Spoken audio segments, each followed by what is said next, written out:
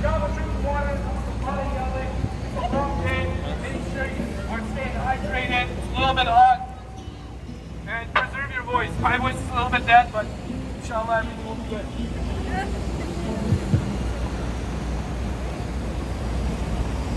Thank you guys. We will begin speaking at 2. From there we will start marching. Thank you guys for showing up.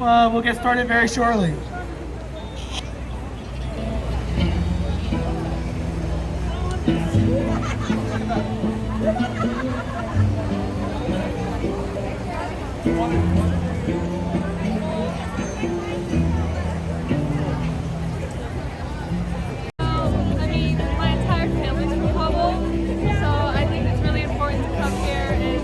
For all the people who are left behind. I'm fortunate enough to live in America, be born in America, but a lot of people are still left behind. So I think it's not fair, and I'm just here, protesting for them to come in, let them in. Can you state your name? Tanya.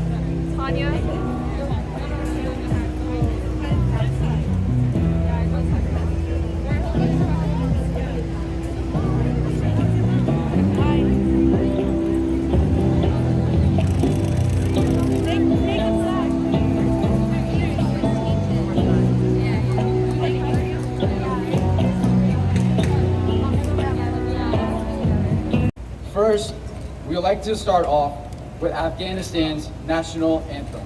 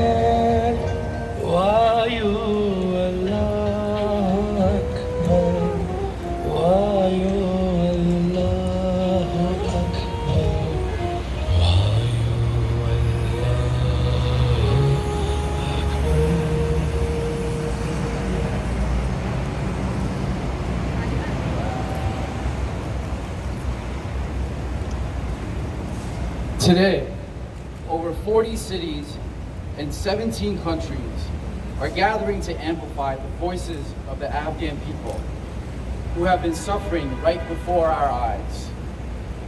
Thank you all for being here today. This is our duty, our responsibility, our obligation for the world's worst humanitarian crisis. As humans, we have failed Afghanistan and its people.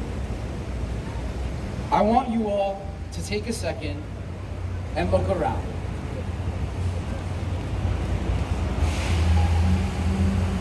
Where are the allies? There aren't enough. Where are the people to stand with us? There aren't enough. Up until today, it has been for us, by us. Yeah. We have all failed Afghanistan. And this is how we ended up here today. We are here to stand united for the future of Afghanistan as one voice. To give a voice to the millions of Afghans who have been left behind. To honor the lives that we have lost. To amplify the needs of our refugees. To list our demands. To listen to those demands. And to take action on those demands. We won't be silenced.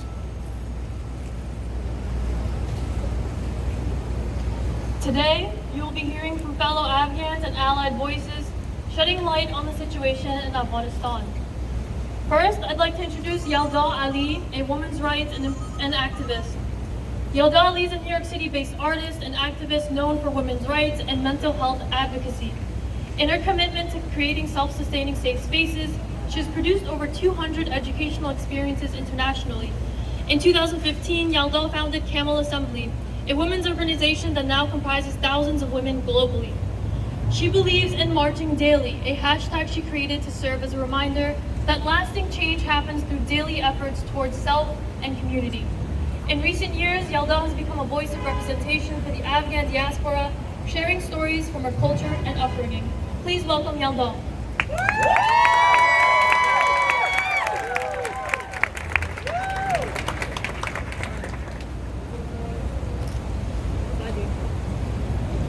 It's blood coming. You should always have faith in God and the way He makes for you. You could never even fathom. If they know you're here, they'll capture you. Go out, you will be captured. So we went inside. Taunted by people hollering at us. My husband had to pay them. We went to offices that made our passports. He changed our names and ages. My brother was my son. I didn't like to lie to people, but we were supposed to lie. The man said to my husband, "Don't talk. Just keep quiet. If they know where you're from, they don't let you go." We went to the smuggler's office. It was very small, 9 people, all of us staying there. My husband, my sister-in-law, my nephews, my children. Sometimes they didn't have electricity. They had no water. The Mujahideen was beside our room, and it was Ramadan. It was so hot, I was sick, like morning sickness. I couldn't eat, I was throwing up all the time. The night we were meant to leave, I got bleeding, all bleeding. I got a big cloth and I told my husband, "I don't know, it's blood coming." Early morning, he went to the shops, he found a doctor, she was very nice.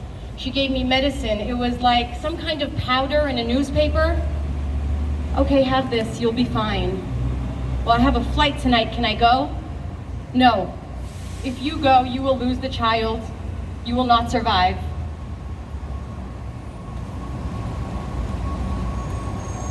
I prayed to God to save me. I had to go for the sake of my family. The bleeding stopped.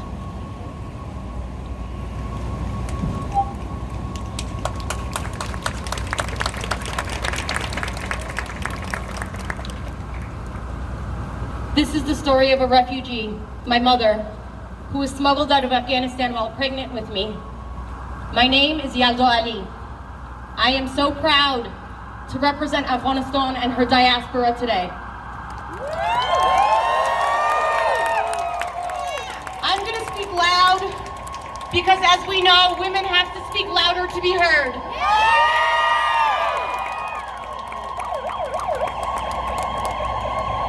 For all sisters here today, I want you to raise your hand if you have been educated from kindergarten to grade 12. I want you to raise your hand if you came here without a male chaperone today. I want you to raise your hand if you go grocery shopping by yourself. Under the Taliban regime, we would all be murdered, raped, or forced into marriage. I was meant to speak on women's safety today, but unfortunately, as Afghanistan regresses under the Taliban's regime, we are here talking about basic human rights. Taliban don't believe women deserve education.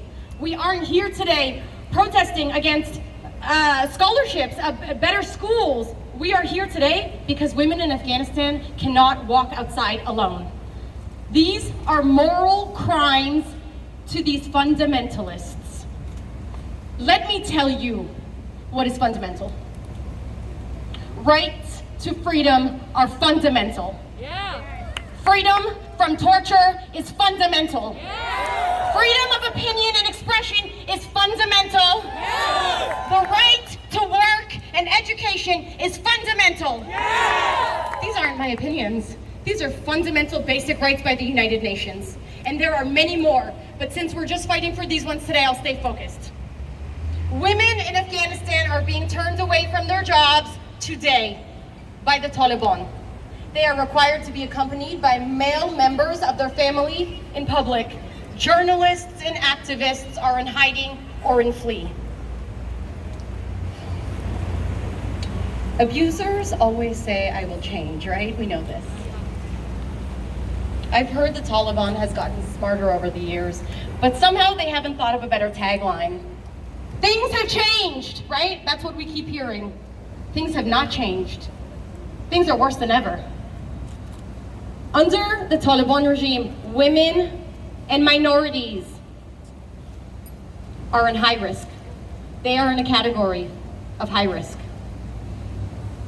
Supporting the US mission and being in Afghanistan today puts you in severe risk. And America knows all of this because America has spent 40 years living in Afghanistan.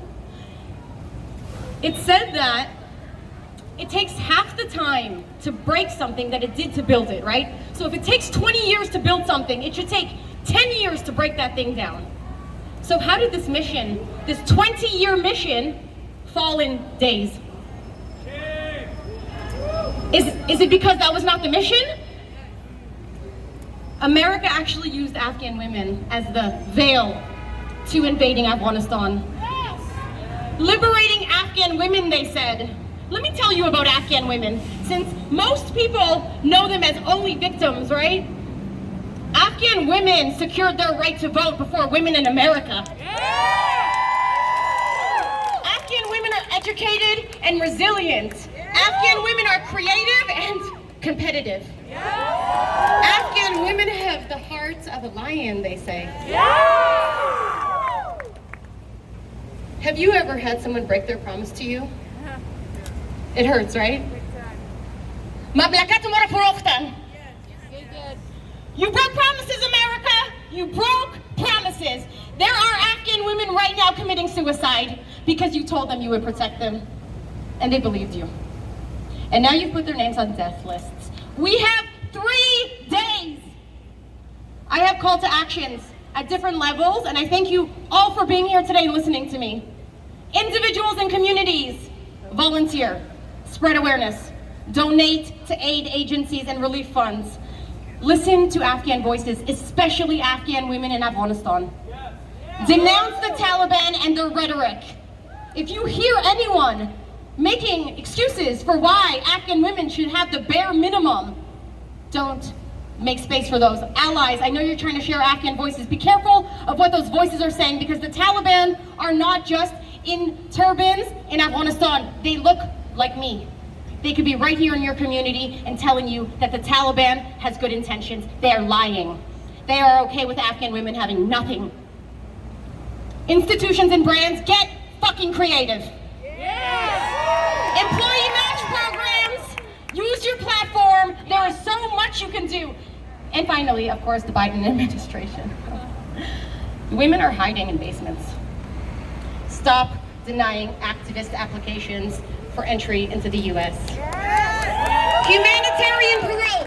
Give them humanitarian parole, and not just Afghans who have worked with the American government. All Afghans. All Afghans. We call on you to do this. Today we have QR codes everywhere. Incredible resources, incredible organizations that we're supporting. I personally want to shine light to Doctors Without Borders who are still operating. Reproductive rights are, man, they're obviously at a high stake. Rukhshana Binish's Panel Charity, they have been doing she's been doing incredible work for many years. Whether you are Afghan or not, you have a responsibility to elevate this crisis. And to my beloved Afghan women, our voices have not been heard. Our voices have not been heard. So when I say Afghan woman, I want to hear you loud and proud. Shade Woody. Afghan woman! Afghan woman! Thank you. Thank you!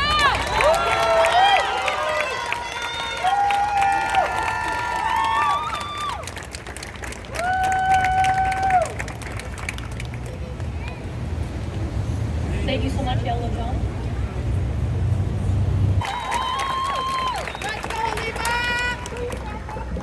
Press, please back up, please.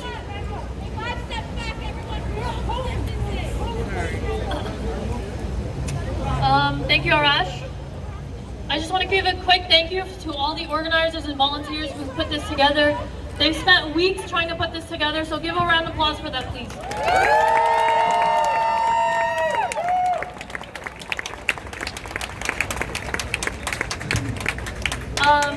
They've always asked me to prepare remarks and to prepare things so I can share it with everybody, but honestly, it's really hard for me to prepare remarks for today.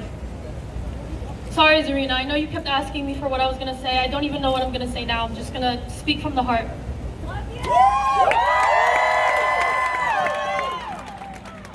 2 days ago, I called a friend. He needed some advice on how to apply for humanitarian parole for his family.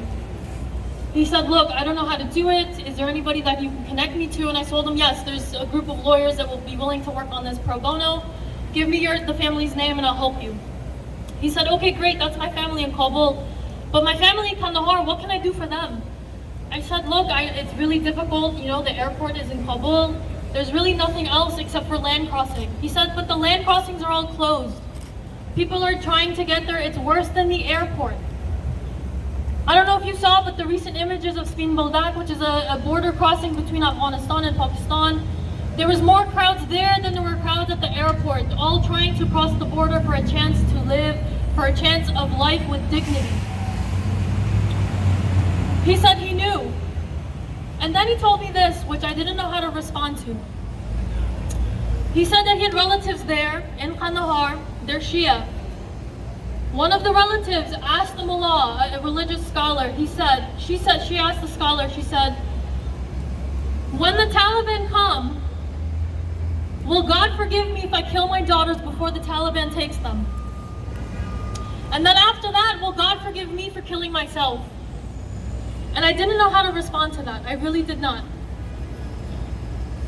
For a mother to be put into a situation where she has to think about the safety of her daughters, death is better than living under the Taliban.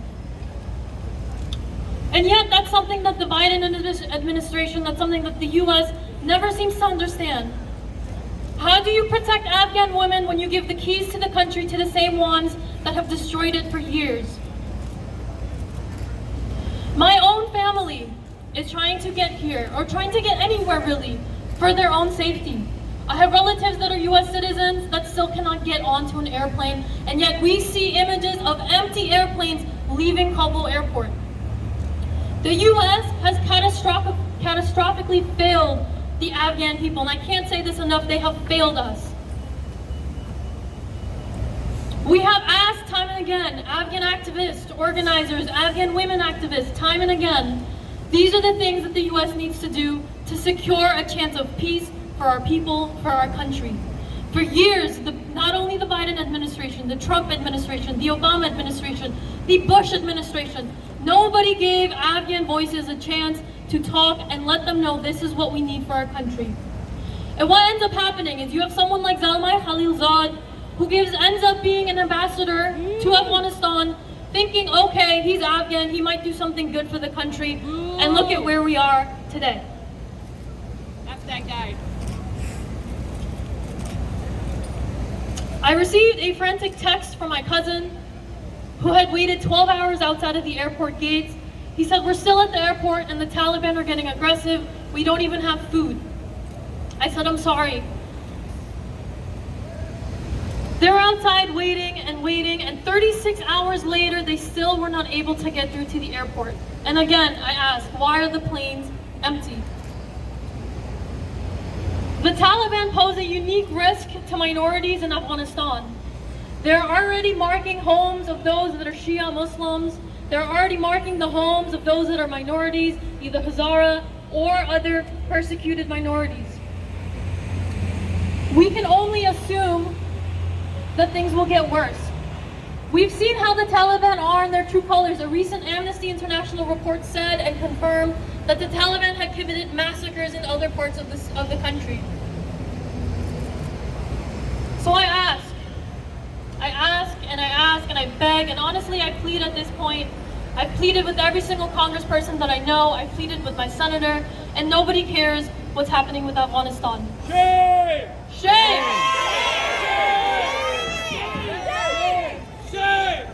Shame is too good for them. Shame is too good for them. The other day, President Biden had the audacity to go on live television and said that they would increase the security perimeter around the and I was asked if they would increase the security perimeter around the airport, because we knew that folks were not getting through. We knew that people that needed to be on those planes were not getting through. Instead, he said that the U.S.-Taliban agreement is very much intact. I asked, which agreement is this that allows destruction and complete chaos and death in the country? Much like the previous peace deal brokered under Trump between the U.S. and Taliban, meant to protect the lives of the most vulnerable and failing, this agreement has already made clear it will have a similar fate. And I wrote that maybe 2 days ago, and we already saw by the twin bombings outside of the airport, hundreds that have died waiting outside of the airport for U.S. forces, for allied forces, not letting them in. The U.S. and Biden administration is directly responsible for the chaos that has unfolded in Afghanistan. Afghans for a Better Tomorrow is a group that I co-founded in May, when Biden first announced the withdrawal. In May, we sent them a policy paper saying, look, these are the things that need to happen for this withdrawal to go right. We were not listened to. Every single thing that we predicted in this policy paper has happened, and it has happened at a scale that we couldn't even have predicted. Its poorly planned withdrawal has now left millions of Afghan lives at risk. Biden's vote to invade Afghanistan 20 years ago, the ongoing foreign policy that has consistently erased, orientalized, and destroyed Afghan people, and especially for handing the keys to the country they destroyed to the Taliban. It's the United States' responsibility in this moment, and they should reflect that. The U.S. must not forget Afghanistan. It must be able to facilitate continued evacuations of U.S. citizens that are still there, but also every other Afghan that wants a chance at life. The United States has a unique position and moral obligation for this.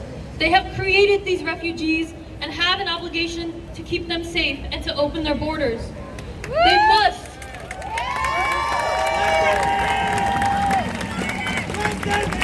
Open the border! Let them in! Open the border! Let them in! Open the border! Let them in! Open the border! Let them in! A new Association of Wartime Allies report indicates that 65,000 eligible visa holders and their families still remain to be evacuated.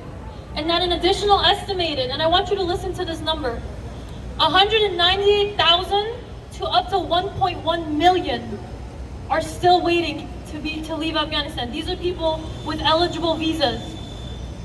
Beyond that, there's millions of people outside of Kabul that will starve and die, that will live under this brutal regime. After over 70 years of intervention, the U.S. must not turn its back on Afghans in Afghanistan now. Now, more than ever, Biden must facilitate an expedited evacuation of allies, Shia Muslims, Hazaras, women, every other persecuted group in Afghanistan. And all Afghan lives are at risk now, thanks to the U.S.'s agreement with the Taliban. The Biden administration must extend a precedented open-door policy towards Afghan refugees, like U.S. administrations have done in the past towards Cubans and the Vietnamese. These are the immediate steps that are necessary to ensure the safety of millions of lives and the U.S. has now placed at risk. Demand, demand, demand. We can still call our Congress members. I know it feels hopeless. I feel the same way. I just literally got a call from my cousin saying they still didn't get through to the airport. We cannot give up. Biden administration has given a deadline of the 31st, but life goes on after the 31st. We cannot give up. Thank you.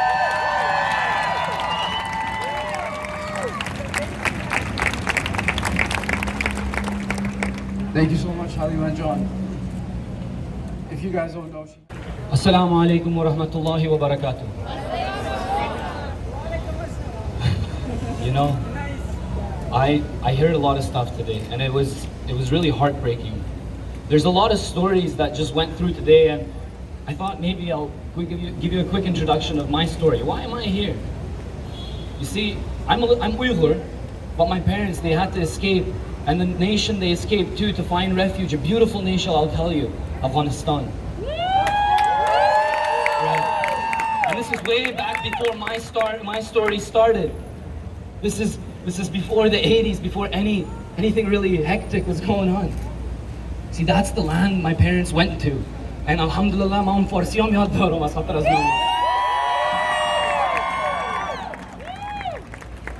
But the reality is hard times came. My parents weren't expecting it. We had to leave. We traveled the world. And through that travel, somehow, miraculously, I'm right here in front of you. But what do I want to say about this? Only recently have I seen crowds gathering for Afghanistan. You see, the problem was before I even started living. I'm a young guy, right? A lot of the people who are here, Afghans, I've realized about New York. There's a lot of the young Afghans that are here. You've been here, you're New Yorkers. Yeah! You know, and I love it. And all of you know the stories your mom and dad told you.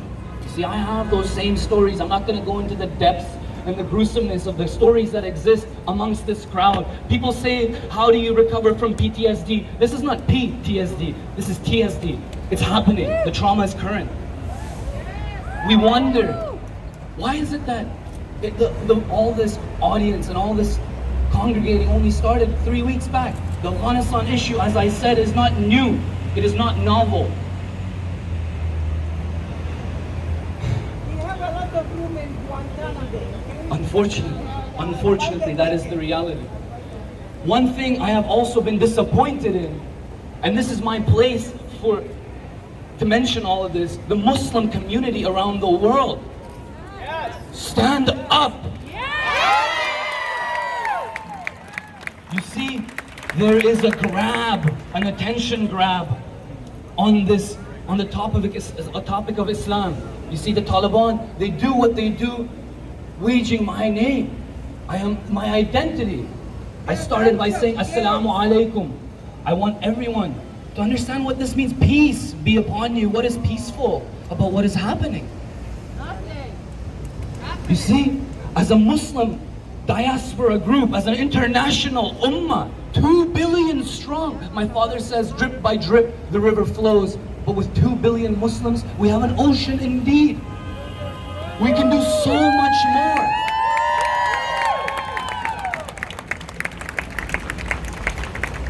Afghanistan has been crying for help.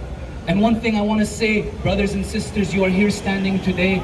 Social media has made it easier because there's this thing called a trend.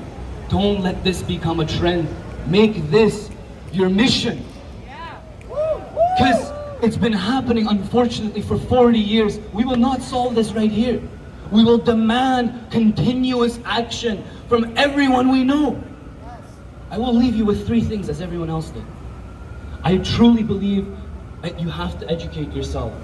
You see, somebody told me that the Taliban are gruesome people, and I instantly took it. Then someone told me something else, and I had to step back.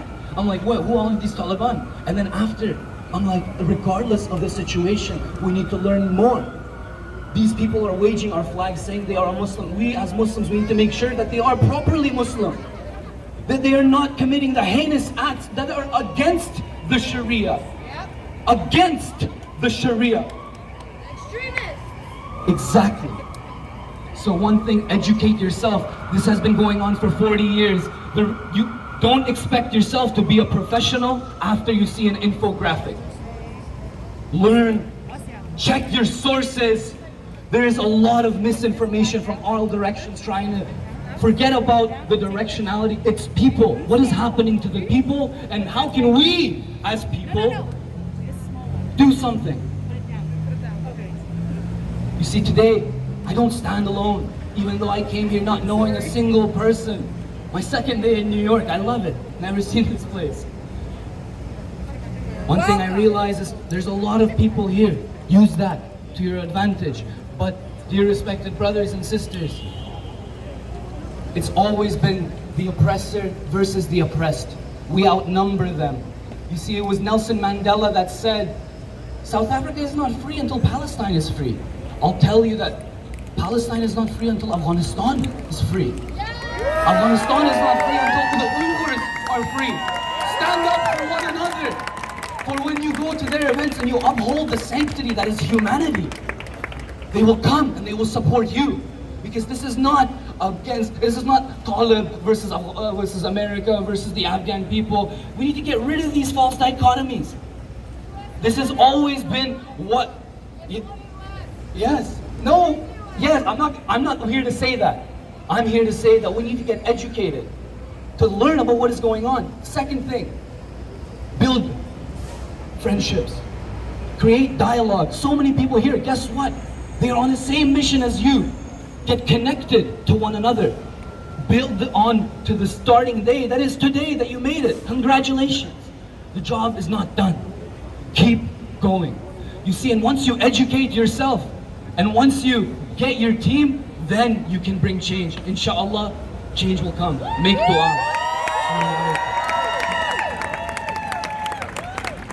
Thank you so much, Karim.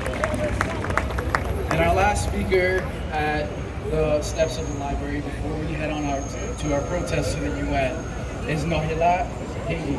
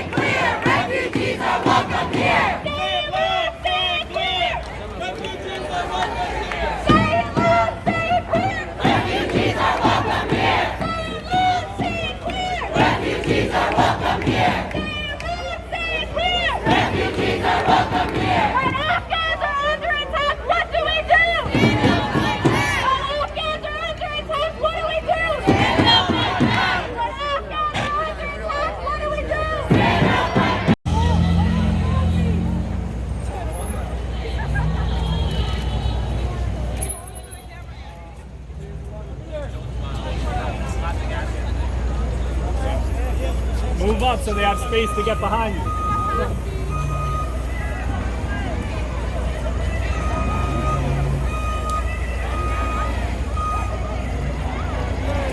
Everyone be respectful of the road right now. Make sure that when we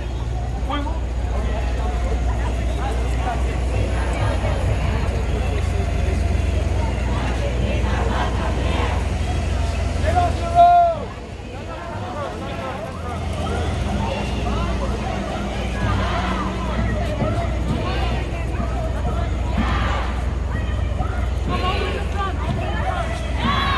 What do we want? Peace!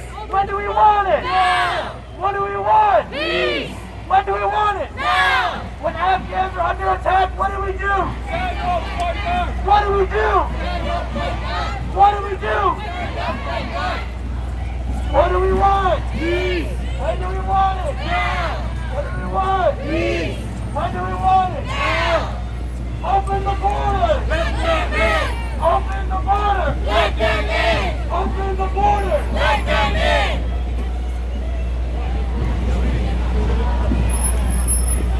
We're taking over Say it loud! Say it clear! Refugees are welcome here! Say it loud! Say it clear! Refugees are welcome here! Say it loud! Say it clear! Refugees are welcome here! Say it loud! Say it clear! Refugees are welcome here!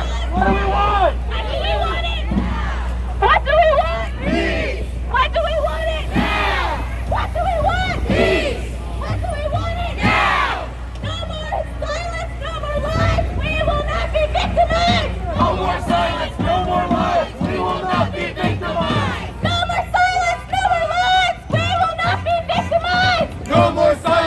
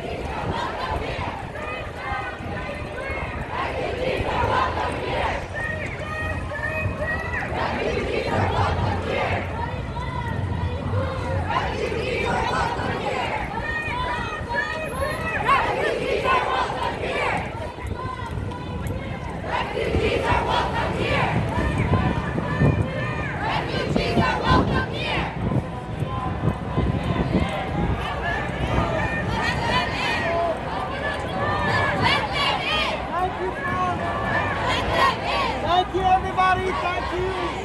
Thank you, everybody.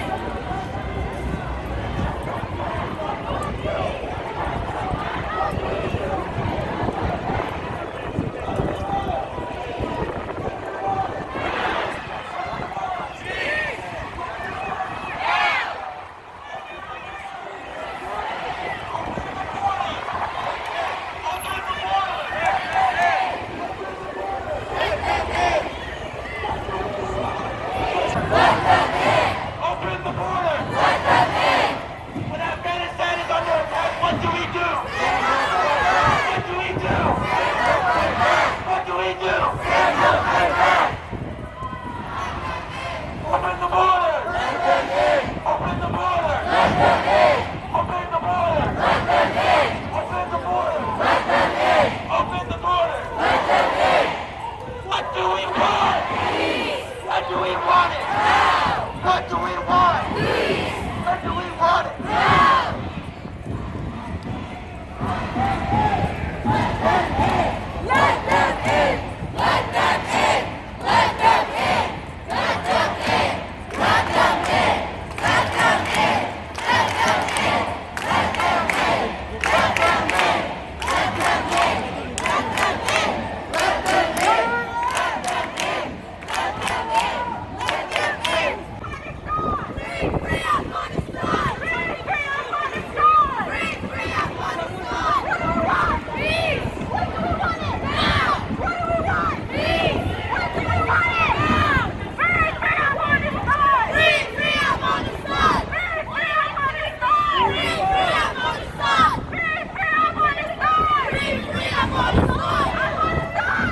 Zindabad! Zindabad! Zindabad! Zindabad! Peace! Now! Peace! Now! Free Afghanistan! Free Afghanistan!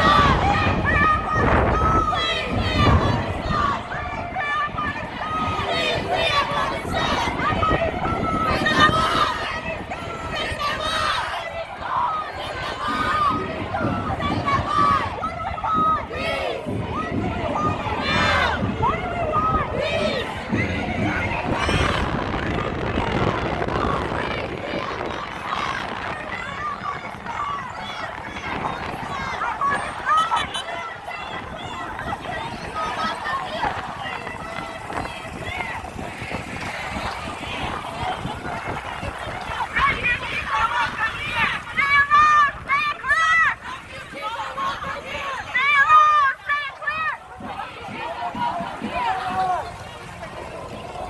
No more silence, no more lies. We will not be victimized. No more silence, no more lies. We will not be victimized. No more silence, no more lies.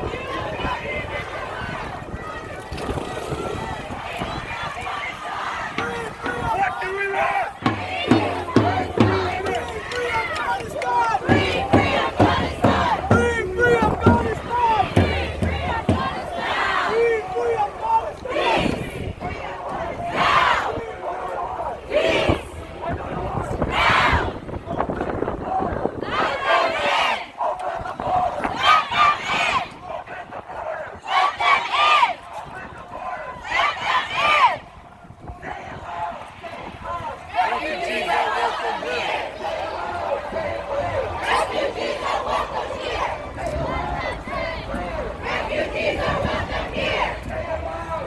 Refugees are welcome here! When Afghans are under attack, what do we do? Stand up, fight back! What do we do? Stand up, fight back! What do we do? Stand up, fight back! What do we do? Stand up, fight back! What do we want? Peace! When do we want it? Now! What do we want? Peace! When do we want it? Now! Open the border! Let them in! Open the border! Let them in! Open the border! Let them in! Open the border! Let them in! Open the border! Let them in! Open the border! Let them in! What do we want? Peace! When do we want it? Now! What do we want? Peace! When do we want it? Now! What do we want? Peace! When do we want it? Now! Say it loud! loud, say it clear. Refugees are welcome here. Say it loud, say it clear. Refugees are welcome here. Say it loud, say it clear. Refugees are welcome here. Say it loud, say it clear. Refugees are welcome here. When Afghanistan's under attack, what do we do? Stand up, fight back. What do we do? Stand up, fight back. What do we do? Stand up, fight back. What do we do? Stand up, fight back. What do we do? Stand up, fight back. Open the border. Let them in. Open the border. Let them in. Open the border. Let them in. Open the border. Let them in. Open the border. Let them in. Open the border. Let them in. Say it loud, say it clear. Refugees are welcome here. Say it loud, say it clear. Refugees are welcome here. Say it loud, say it clear. Refugees are welcome here. Say it loud, say it clear. Refugees are welcome here. What do we want? Peace. When do we want it? Now. What do we want? Peace. When do we want it? Now. What do we want? Peace. When do we want it? Now. Open the border. Let them in. Open the border. Let them in. Open the border. Let them in. Open the border.